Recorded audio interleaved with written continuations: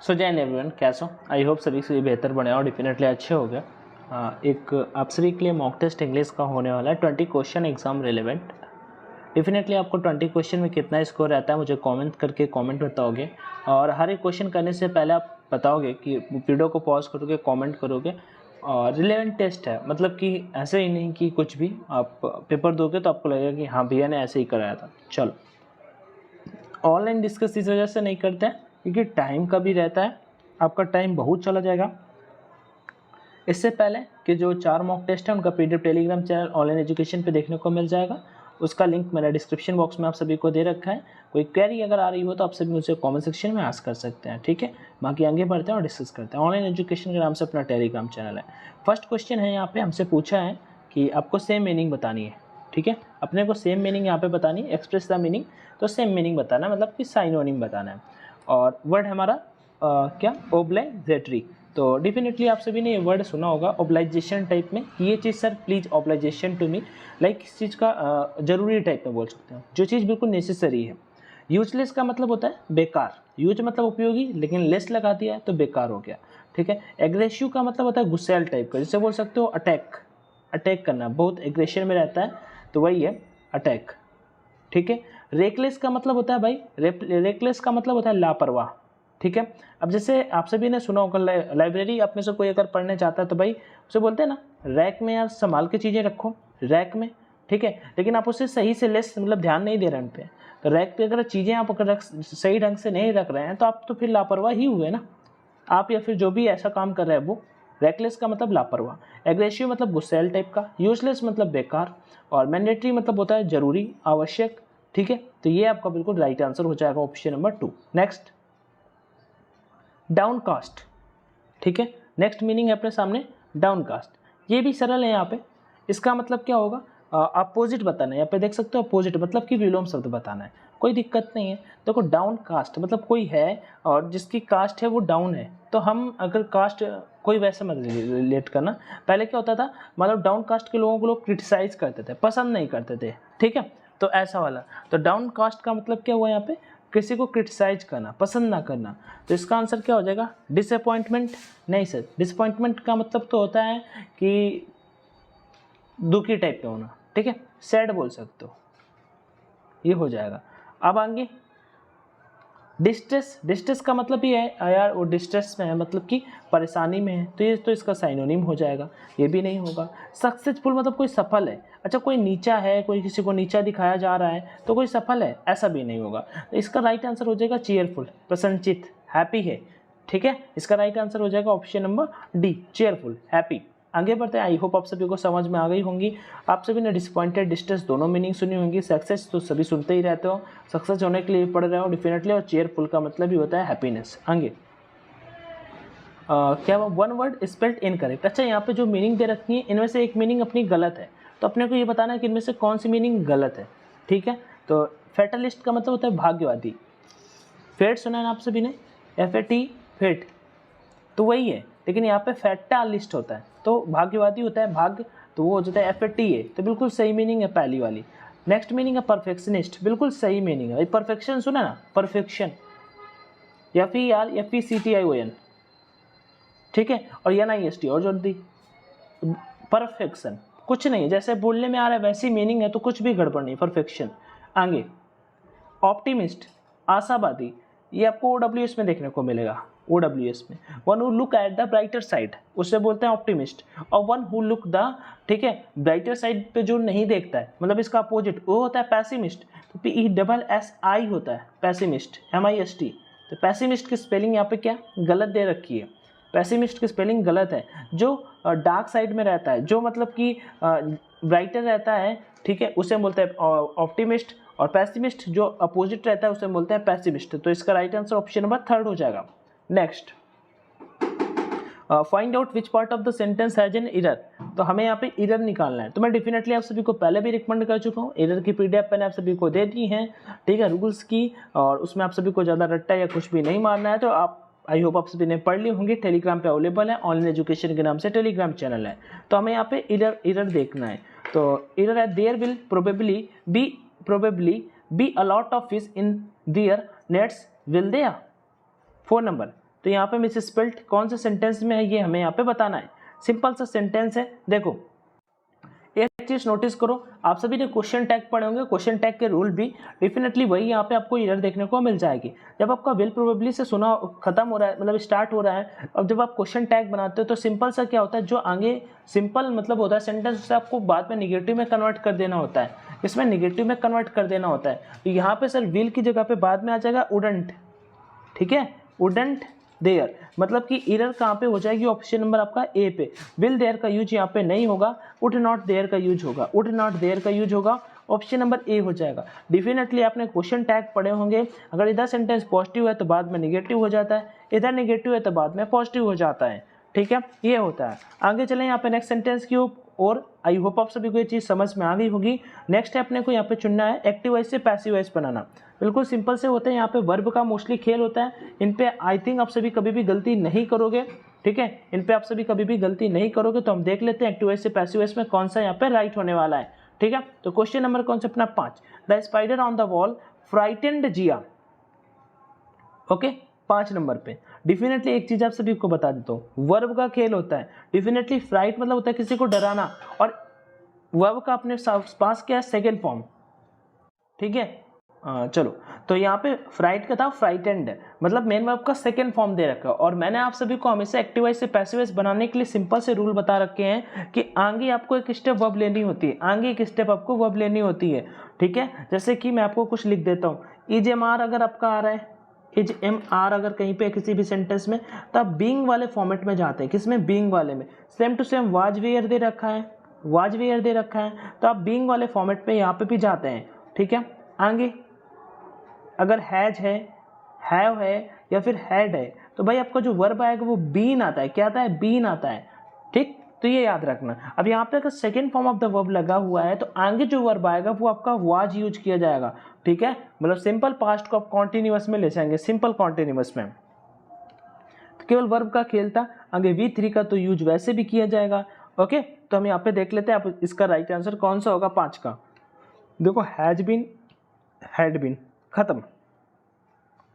अब हमें यहाँ पे ये देखना है, the spider on the wall frightened Jia, Jia को डरा है। हमेशा एक्टिव वॉइस पैसिव वॉइस का रूल क्या होता है, ऑब्जेक्ट को हम सब्जेक्ट बनाते हैं, तो जिया यहाँ पे सब्जेक्ट हो जाएगी। तो पहला वाला सेंटेंस गलत हो गया क्योंकि उन्होंने द स्पाइडर से ही स्टार्ट कर दिया, जो बिल्कुल भी गलत है। तो हम ऑप्शन नंबर बी पे क्लिक करेंगे, जो राइट है, Jia was frightened by the spider on the wall. तो वॉच का यूज किया गया, फिर V3 आया, बाई लगा के हमने सब्जेक्ट को ऐड किया, ऑन द वॉल जो लिखा हुआ था वो सेंटेंस हमने यहाँ पे ऐड कर दिया। नेक्स्ट बढ़ता है 6 नंबर को, डायरेक्ट से इनडायरेक्ट, बिल्कुल ईजी है, ऑलरेडी बना हुआ है, हमें इसे कन्वर्ट करना है, ठीक है। तो हमारा यहाँ पे कौन सा क्वेश्चन नंबर 6 है, the policeman inquired where his helmet watch, ठीक है। तो सिंपल सा यहाँ पे ये बना हुआ है सेंटेंस, इनडायरेक्ट स्पीच पे अपने को कन्वर्ट करना है। तो जब बना हुआ है तो इंक्वायर्ड की जगह पे इंक्वायर्ड का यूज फिर तो नहीं होगा, चलो। तो द पुलिसमैन आस्क्ड हिम, ये भी सही है, ये भी सही है, ठीक है, इतना सही है। वेयर सही है। अब देखो यहाँ पे वेयर इज योर हेलमेट। अब आप सभी को डायरेक्ट इनडायरेक्ट और एक्टिव पैसिव में कंफ्यूज नहीं होना। जब एक्टिव पैसिव में आप इज एम आर को कन्वर्ट करते हैं वर्ब में, इज एम आर को कन्वर्ट करते हैं वर्ब में, तो वाज या वेयर में आपका वर्ब कन्वर्ट हो जाता है, ठीक है। आप अगर सभी बोलेंगे तो मैं आपको डायरेक्ट इनडायरेक्ट और एक्टिव पैसिव की 50-50 क्वेश्चन विथ रूल्स प्रैक्टिस करा दूंगा। मे बी सेशन बड़े हो सकते हैं बट आप सभी से फिर गलतियाँ नहीं होंगी, ओके।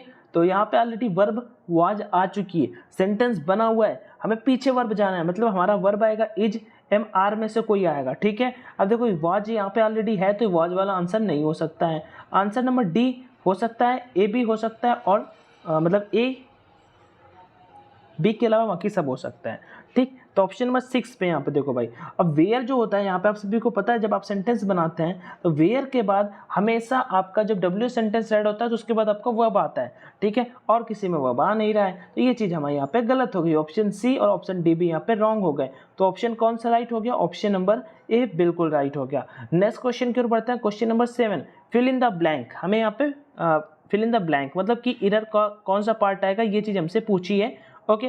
तो he is dot dot poorer than all his friend. तो सिंपल है, सिंपल सा मैंने आपको क्या बताया, positive degree, comparative degree and superlative degree, तीनों डिग्री कॉमन सी होती हैं, जैसे गुड बेटर बेस्ट, वही हमसे पूछ दिया। पुअरर से हमने देख के यहाँ पे अंदाजा लगा दिया, पुअर होता तो सिंपल सा आप लगा देते मतलब कि पॉजिटिव डिग्री, बट यहाँ पे पुअरर दे रखा है ER, ठीक है। ER है तो कंपैरेटिव में आ जाता है, EST है तो सुपरलेटिव में आ जाता है, ठीक है। तो ER है तो क्या आ जाएगा, यहाँ पे हमसे ये पूछा है, तो ही इज मच एज हम कंपैरेटिव डिग्री यूज करते हैं, मच एज हम कंपैरेटिव डिग्री यूज करते हैं, तो राइट आंसर यहाँ पे हो जाएगा he is much poorer than all his friends. तो बिल्कुल सही है, मोस्ट तो कंपैरेटिव डिग्री हो जाता है, ठीक है, और poorer than all his friends much, तो क्योंकि गरीबी है उसे हम काउंट नहीं कर सकते हैं, इस वजह से हमने यहाँ पे मच का यूज किया है। ओके, चले आएंगे नेक्स्ट सेंटेंस की ओर। आई होप आप सभी को समझ में आ गया होगा। मच मोर में कंफ्यूज मत रहना, मच मोर में कंफ्यूज मत रहना, यहाँ पे वो चीज़ मैंने आप सभी को क्लियर कर दी।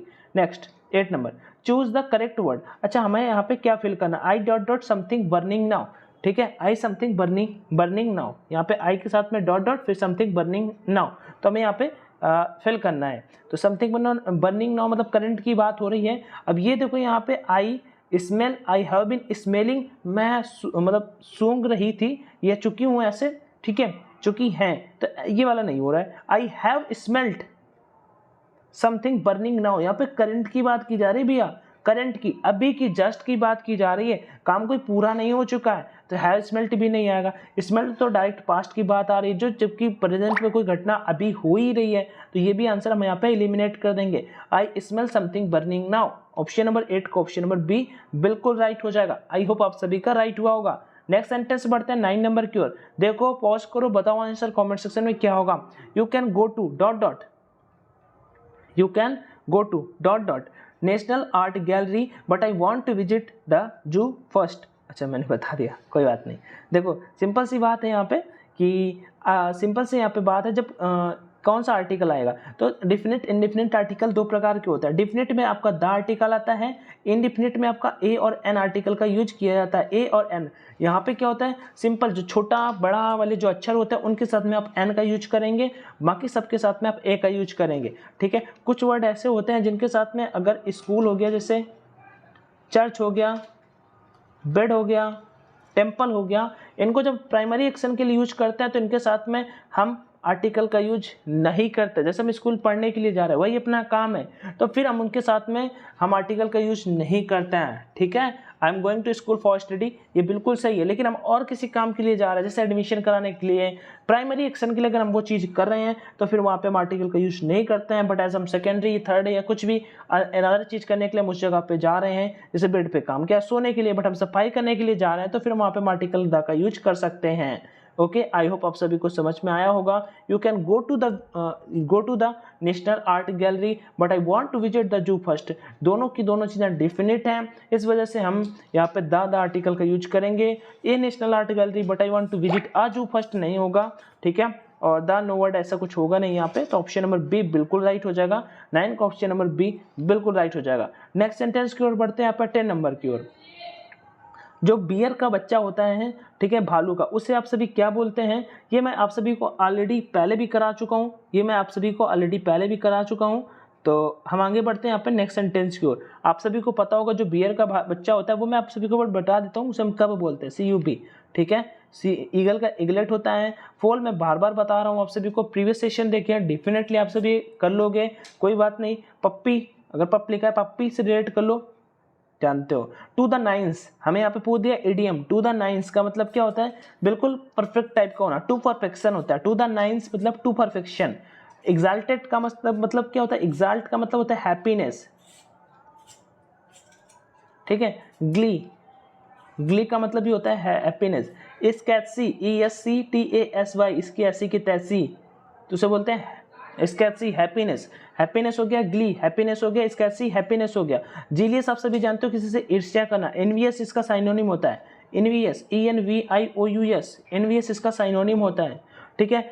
टू ग्रेट डेप्थ्स मतलब अंदर की गहराइयों टाइप में। टू परफेक्शन इसका राइट हो जाएगा, परफेक्शन। टू द नाइन्स का मतलब टू परफेक्शन।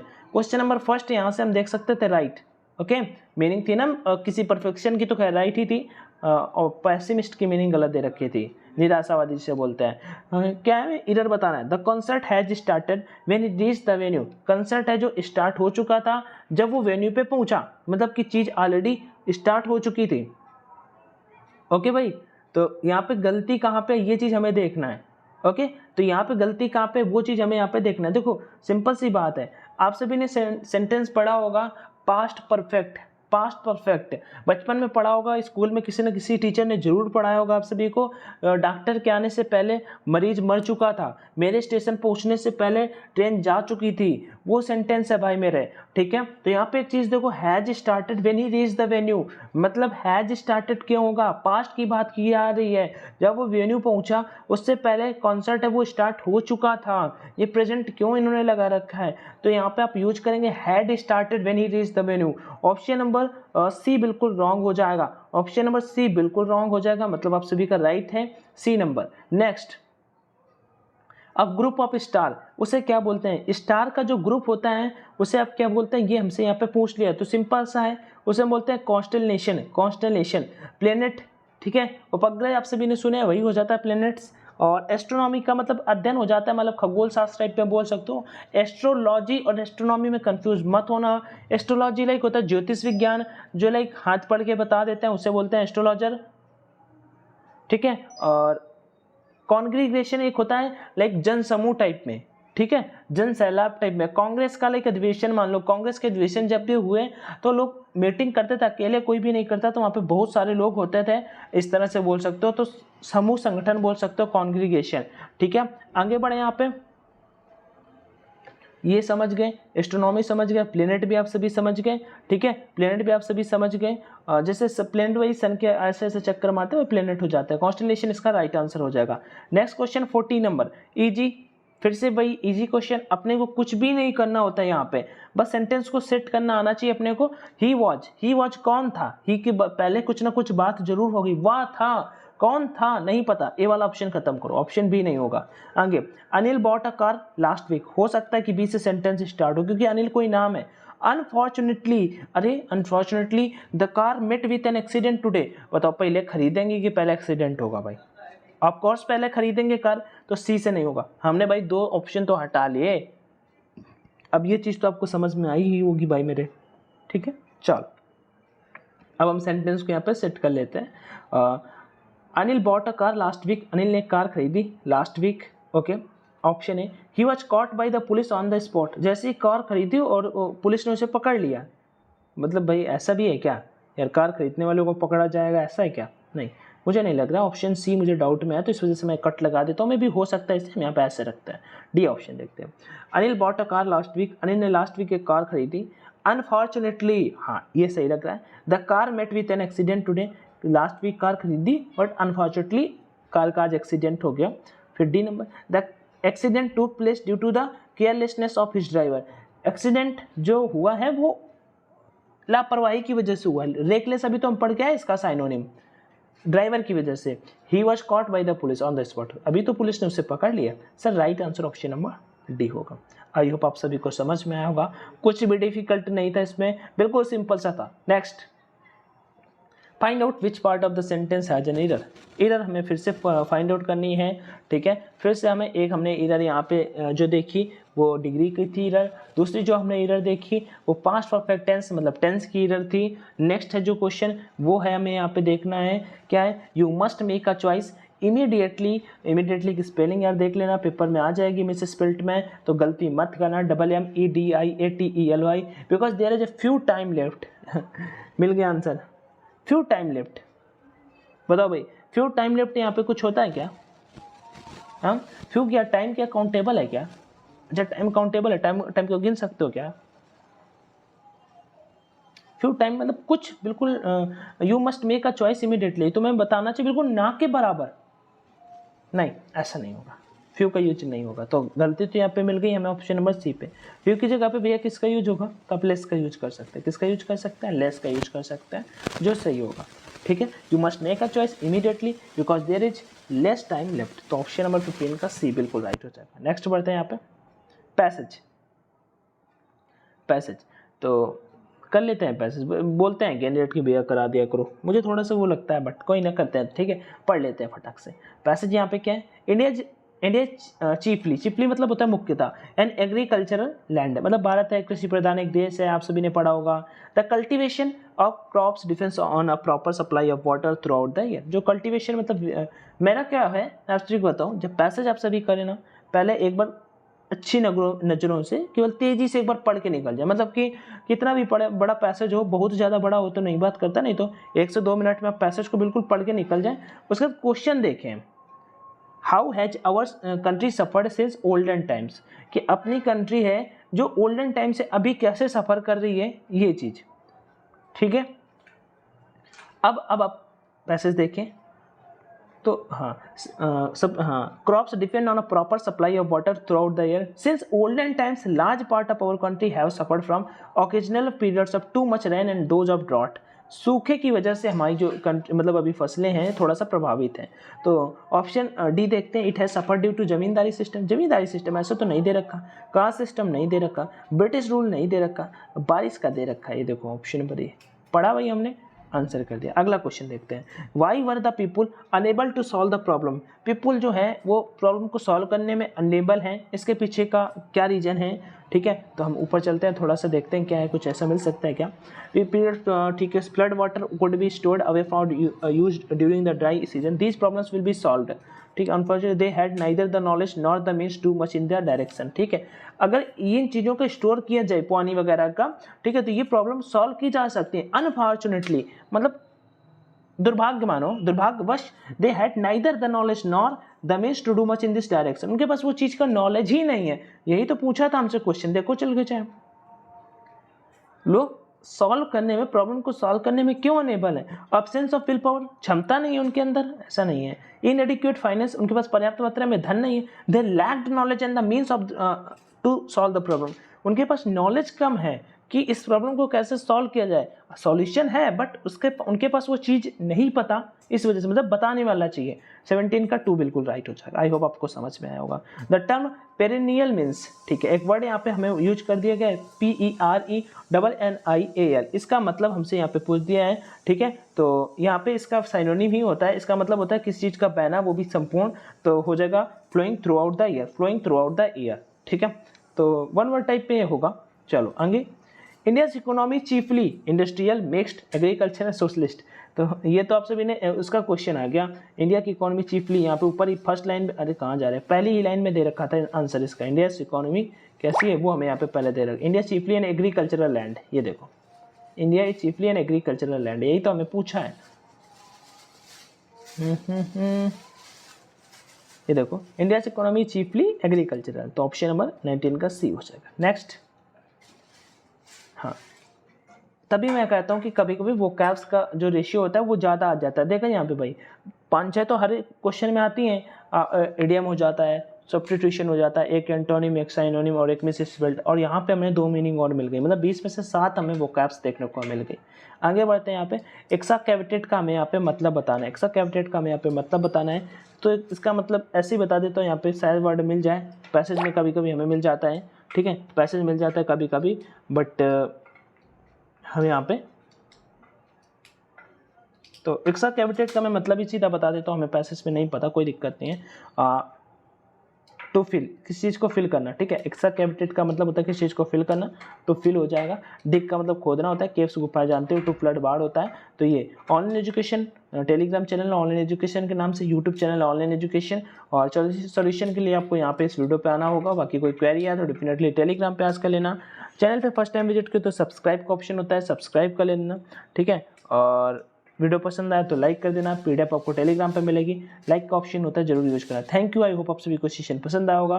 20 में आपका कितना स्कोर रहा मुझे कमेंट करके जरूर कमेंट बताएं। बाकी ध्यान रखें, मस्त रहे, स्वस्थ रहें, जय Hind and all the best.